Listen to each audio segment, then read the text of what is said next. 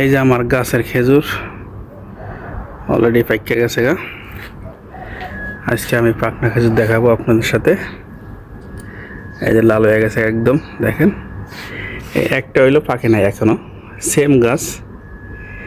আর এটার খেজুর পাইকে গেছে গা, সেম। এই দেখেন সেম অবস্থা, এটা কাঁচা, এটার খেজুরটা পাকছে। দেখছেন, একই গাছের খেজুর এক ছড়া পাকছে আর এক ছড়া পাকে নাই।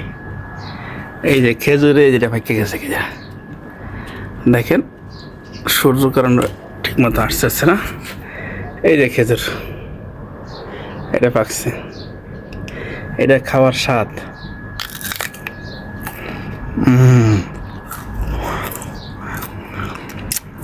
এটারে বলে আরব কান্ট্রি। এই স্বাদটা কিন্তু কোথায় পাওয়া যায় না, এই পাকনা খেজুরের স্বাদ। এই যে এই দেখেন, একটা খেজুর পাইকা, এই যে পাকা, দেখছেন? এই যে পাকা, অর্থাৎ দিল পাইকা জোনা গেছে আর কি, দেখছেন? এই যে এই যে পাইকা আছে একদম, হাঁটতেছে। এটা বেশি পাকছে আর কি, সম্ভবত এটা।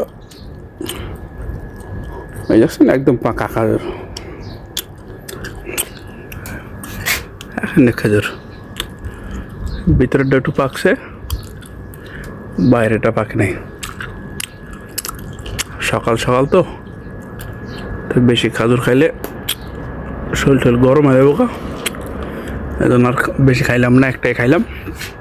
এই আমার খেজুর গাছের অবস্থা। সবাই চলে আসেন, এই মাসের লাস্টে একদম পাইকা দেবো, নিচ থেকে খাওয়া দেবো। এই যে আমি দাঁড়ায়া এই খেজুর খাইবেন। এটা কিন্তু মজা আছে, দাঁড়ায় খেজুর খাওয়া। ওকে, সবাই চলে আসেন। আল্লাহ হাফেজ।